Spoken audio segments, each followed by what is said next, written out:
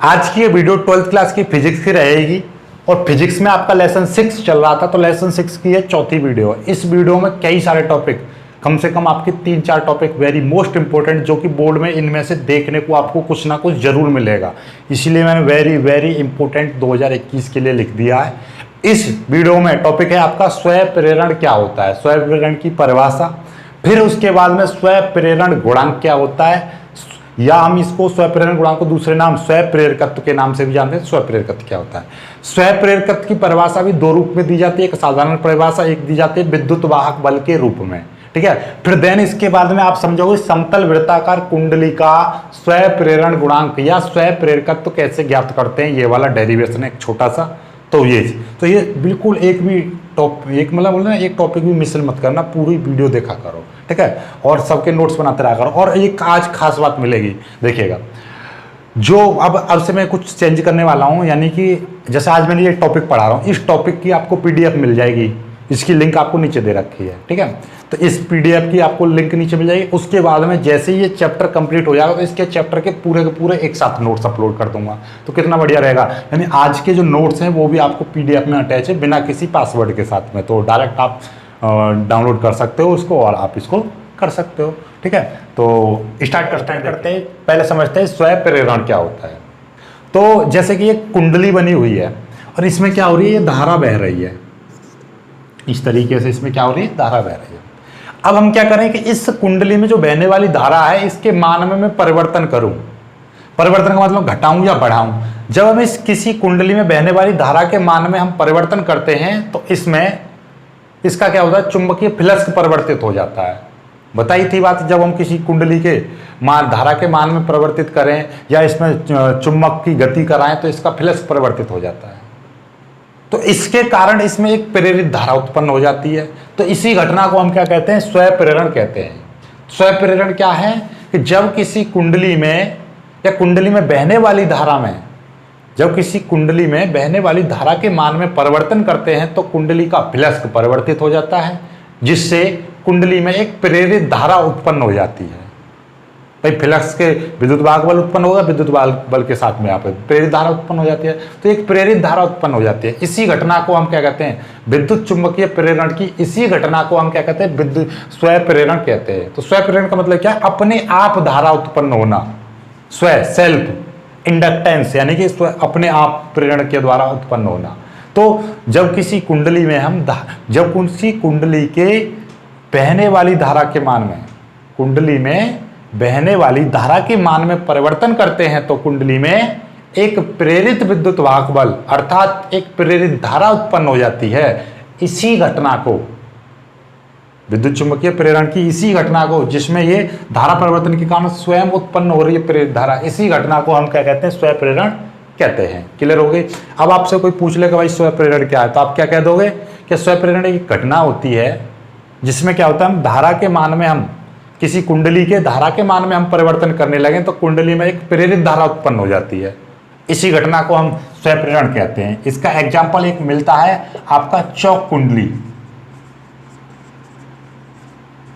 चौक कुंडली इसी सिद्धांत पर आधारित होती है। किस सिद्धांत पर, स्वयं प्रेरण के आधार पर। उसमें हम धारा परिवर्तित करते हैं, उससे प्रेरित धारा उत्पन्न हो जाती है, ठीक है। अब बात आती है कि स्वयं प्रेरण गुणांक क्या होता है, ये क्या होता है। ये ही दोनों इंपॉर्टेंट है, ध्यान समझ लेना, ठीक है। स्वयं प्रेरण गुणांक, तो हमने माना कि ये कुंडली है और इसमें फेरों की संख्या n है और इसमें धारा I बह रही है, तब इसका जो चुंबकीय फ्लक्स कितना होता है, n फाई को हम चुंबकीय फ्लक्स कहते हैं। तो ये फ्लक्स किस परिवर्तित हो रहा है, किसके कारण परिवर्तित हो रहा है भाई, n इसमें फेरों की संख्या, फाई क्या है आपका, चुंबकीय फ्लक्स है, चुंबकीय फ्लक्स। तो कितना फ्लक्स क्या है, यानी एक फेरे का फ्लक्स कितना है, तो n फेरों का n इतना फ्लक्स हो जाएगा। चुंबकीय फ्लक्स इस धारा के मान पर निर्भर कर रहा है, या धारा के मान पर जितना ज्यादा धारा परिवर्तित करेंगे उतना ही ज्यादा इसमें चुंबकीय फ्लक्स परिवर्तित होगा, अर्थात इसमें जितनी ही धारा प्रेरित धारा उत्पन्न होगी। तो ये जो धारा है वो फ्लक्स के परिवर्तन पर निर्भर कर रही है, अर्थात या हम इसको ऐसा भी बोल सकते हैं कि जो जितना ज्यादा फ्लक्स परिवर्तित होगा उतनी ही प्रेरित धारा इसमें उत्पन्न होगी। सिंपल है भाई। इतना जब किस कुंडली में जितनी हम ज्यादा धारा प्रवाहित करेंगे उतना ही इसमें क्या होगा, ज़्यादा फ्लक्स परिवर्तित होगा, और जितना ज़्यादा फ्लक्स परिवर्तित होगा उसके कारण उतनी ही उसमें प्रेरित धारा उत्पन्न होगी। तो ये चीज़ समझ में आ गया। जब हम इस चिन्ह को हटाते हैं तो यहाँ पे एक बराबर एक नियतांक आता है, यहाँ पे नियतांक आएगा L, और जहाँ L एक नियतांक है, नियतांक जिसे कुंडली का स्वप्रेरण गुणांक या स्वप्रेरकत्व कहते हैं। ठीक है, ये हो गया। यहां से यदि मैं L का मान निकालूं तो L बराबर क्या हो जाएगा, चलो इसको अभी यहां पे ऐसे रख लो। तो अब यदि मैं यहां से L की परिभाषा बनाऊंगा स्वप्रेरण गुणांक की, तो मैं I बराबर में क्या लिख दे रहा हूं, एकांक लिख दे रहा हूं। I बराबर में एकांक लूं तो अब परिभाषा बनाने जा रहा हूं L की, तो L बराबर क्या हो जाएगा, N फाई हो जाएगा। N फाई क्या था, फ्लक्स था। जब किसी कुंडली में एकांक धारा प्रवाहित करने से जितना उसका चुंबकीय फ्लक्स परिवर्तित हो जाता है वही उस कुंडली के स्वप्रेरण गुणांक के बराबर होता है।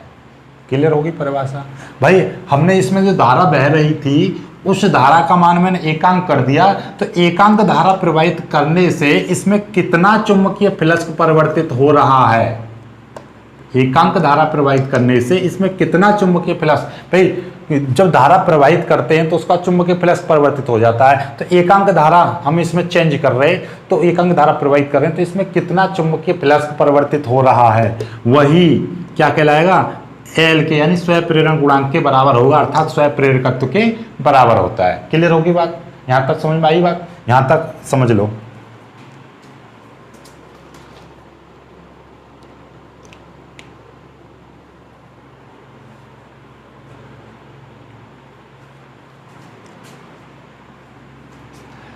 या आप ऐसे भी तो बोल सकते हैं इसको, देखिएगा एक दूसरा तरीका भी है बोलने का। इसको किस तरीके से बोल सकते हो कि भाई ये क्या था, चुंबकीय फ्लक्स था,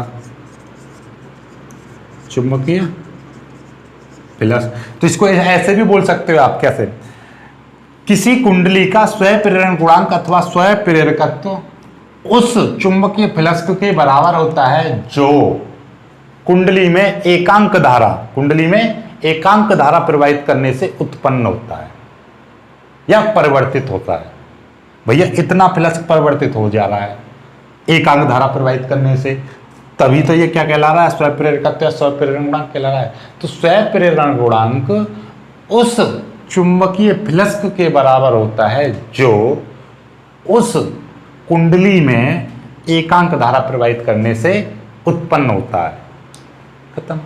अब यहां के बाद हम विद्युत वाहक बल, आप जानते हो विद्युत वाहक बल के पदों में कैसे परिभाषा दोगे इसकी, क्या E बराबर, आप जानते हो, क्या जानते हो क्या भाई, E बराबर होता है आपका, देखिएगा E की हम बात करें तो नॉर्मली E बराबर क्या होता है, E बराबर -n phi upon n D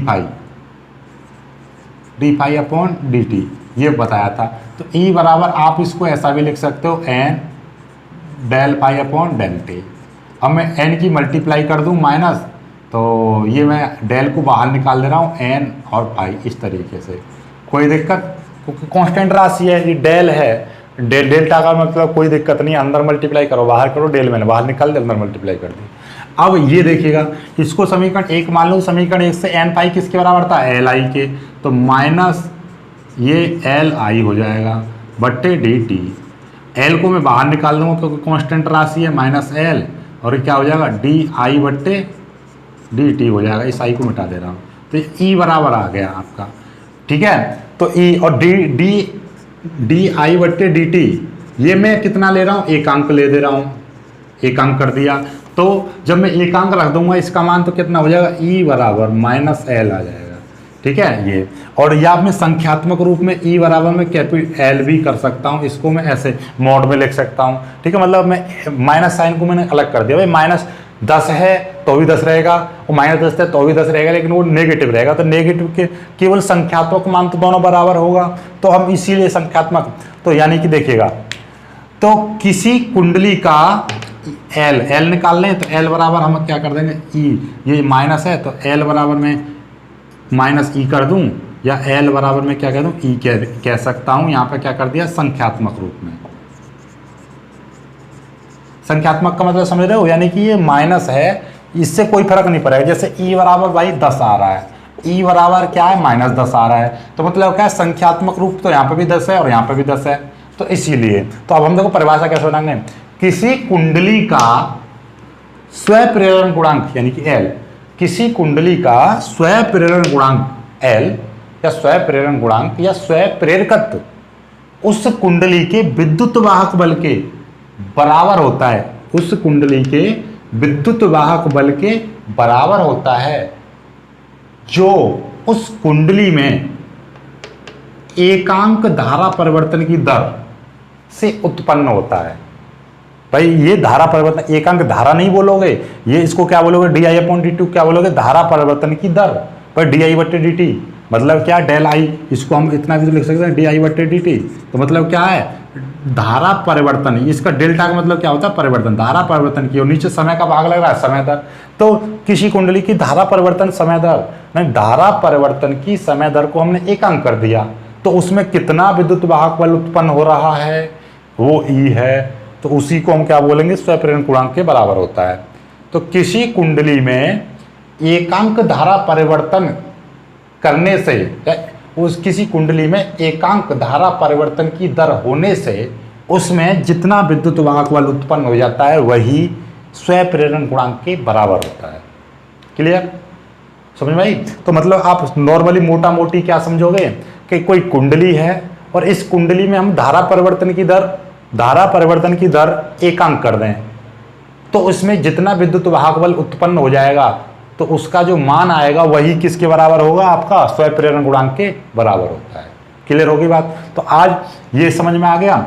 इसके बाद में इसके मात्रक की बात करते हैं, विमा की बात करते हैं। बराबर क्या था, एल आई बराबर एन फाई था, तो यहाँ से एल का मान निकालूंगा तो एन फाई बट्टे ए आई आ जाएगा आई। इसकी पहले विमा बनाऊं मैं, तो विमा क्या हो जाएगी देखिएगा, एल की विमा हम कर रहे हैं तो यहाँ पे लिख दो एल की विमा, ध्यान से समझिएगा। एन तो फेरों की संख्या है, कांस्टेंट की कोई विमा नहीं होती है। फाई क्या है, चुंबकीय फ्लक्स क्या है, चुंबकीय फ्लक्स की विमा क्या थी, चुंबकीय फ्लक्स की विमा थी आपकी M L square T -2 a -2 बट्टे आई की विमा क्या होती है ए, ये और ये ऊपर चली जाएगी तो क्या हो जाएगा M L square T -2 a -3। ठीक है, ये चीज़ हो जाएगी। इसका फॉर्मूला देखिएगा, आपको ई का फॉर्मूला निकालना है तो चुंबकीय फ्लक्स का मात्रक बट्टे आई, इससे कोई मतलब नहीं रखो, सीधे सीधे मात्रक याद कर लो आप। इसका मात्रक होता है हेनरी। क्या होता है, हेनरी। ठीक है, इसके छोटे बड़े मात्रक भी होते हैं, मिली हेनरी, ठीक है, और आपका बस ऐसे होते हैं मिली हेनरी, माइक्रो हेनरी, उनसे कोई मतलब मत रखो, केवल हेनरी इसका मात्रक, किसका स्वप्रेरण गुणांक का। विमा ये हो गई। क्लियर है? तो ये सारी चीजें आपकी क्लियर हो चुकी। देखिएगा, अब आ जाते हैं अपने अगले टॉपिक पर, समतल वृत्ताकार कुंडली का स्वप्रेरण गुणांक कैसे ज्ञात करेंगे। तो माना कोई कुंडली है, यानी आर त्रिज्या की वृत्ताकार कुंडली, माना आर त्रिज्या की वृत्ताकार कुंडली जो तार के एन फेरों से मिलकर बनी है, एन फेरों से मिलकर बनी है, ये थ्योरी लिख देगी, तथा इसमें आई धारा बह रही है, तथा इसमें आई धारा प्रवाहित हो रही है, तब इस कुंडली का चुंबकीय क्षेत्र कितना होगा, तब इस कुंडली का चुंबकीय क्षेत्र, आपको पता है जब वृत्ताकार कुंडली होती है और वो एन फेरों से मिलकर बनी है तो उसमें उसकी जो चुंबकीय क्षेत्र कितना होता है उसका, B बराबर एन μ0 I/2R, ये आर त्रिज्या के 2R। ठीक है, ये चीज होती है। ठीक है, तो ये हमने पहले वाले चैप्टर में पढ़ाया था, क्लियर है। तो ये आ गया। अब इसके बाद में आपका क्या है, हमें तो स्वयं प्रेरक गुणांक निकालना है, तो हम लिख देंगे वी नो दैट, क्या जानते हो आप, एल आई बराबर एन फाई, अभी पढ़ाया था शुरुआत में, ये आप जानते हो। यहाँ के बाद में देखो बहुत ही प्यारा सा कि ये इसको मैं कितना लिख सकता हूँ, इसको एल आई रहने दो अभी, ठीक है, बराबर एन, ठीक है। और ये आप जानते हो फाई का मान कितना होता है, फाई का मान होता है बी ए, बताई थी चुंबकीय फ्लक्स बराबर बी ए, पहले वाले चैप्टर में पढ़े हो तुम, पहले वाले का इसी चैप्टर में पढ़ा, चुंबकीय फ्लक्स बराबर बी ए, ठीक है।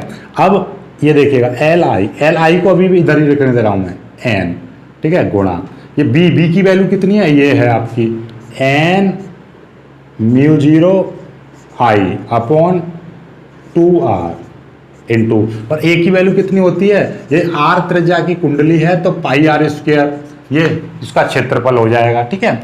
अब ये आई, तो आई को इधर लेके जाऊंगा तो कितना नीचे चला जाएगा, तो मतलब में ये कट जाएगा, सीधी सीधी बात है, आई इधर नीचे चला जाएगा यदि आई लेके जाऊँ तो मैं इधर, तो सिंपली आपको मैं एल बराबर यहाँ पे लिख ही दे रहा हूँ, एल बराबर, और ये हो जाएगा आपका एन बट्टे आई, क्योंकि एन के नीचे में आई चला गया ये, और बी की वैल्यू ये हो गई, और ये आपकी ए की वैल्यू होगी। समझ में आ गई बात, नहीं आई।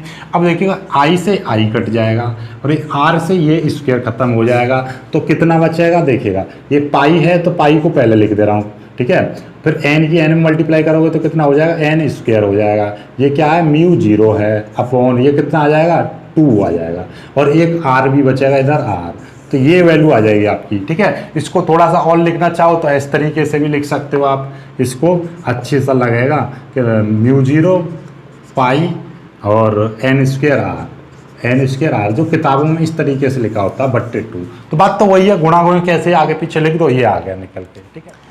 इस फॉर्मूले से क्या चीज़ सिद्ध हो रही है, देखिएगा ये फॉर्मूला आ रहा है, इसमें एन स्क्वायर आ रहा है, बाकी मान लीजिए मैं त्रिज्या बढ़ाऊंगा तो एक ही गुना बढ़ेगा, लेकिन यदि मैं एन का मान में 10 गुना कर दूं तो इसके जो एल है वो 10 का स्क्वायर यानी कि 100 गुना बढ़ जाएगा, तो मतलब एन का गुना, समझ रहे हो, तो मतलब एन का मान बढ़ाने पर जो स्वयं प्रेरकत्व गुणांक है ये एल का मान कई गुना बढ़ जाता है, समझ रहे हो। जैसे कि हम आर का जो एन का जो मान है आपका 10 है, और जब मैं इसका स्क्वायर कर दूंगा तो 100 हो जाएगा। यदि एन का मान मैं 5 कर रहा हूँ, 5 गुना बढ़ा दे रहा हूँ, तो एल का मान कितना बढ़ जाएगा, एल का मान आपका 25 गुना बढ़ जाएगा, तो यानी कि एन का मान पर निर्भर करता है ज़्यादा स्वयं प्रेरण गुणांक। दूसरी बात, इस कुंडली के अंदर में लोह चुंबकीय पदार्थ कोई रख दूं, लोह, तब भी इसका क्या बढ़ जाता है, स्वयं प्रेरण गुणांक भी तब भी बढ़ जाता है। लोह चुंबकीय पदार्थ रख दूंगा तो मैं क्या हो जाएगा, इसका चुंबकीय वो गुणांक बढ़ जाता है। तो आई होप कि आपको ये चीज़ समझ में आ गई होगी। समझ में आ गया तो वीडियो को लाइक करना, अपने दोस्तों तक शेयर कर देना, चैनल को सब्सक्राइब जरूर कर देना। और जो लोग नए हैं वो हमारे सेकंड चैनल मनोज सर नाम से, जिसकी लिंक आपको नीचे डिस्क्रिप्शन में दे रखी होगी, तो वहाँ से जाकर उसको चेकआउट करें, वहाँ से जाकर सब्सक्राइब जरूर कर लें। जय हिंद।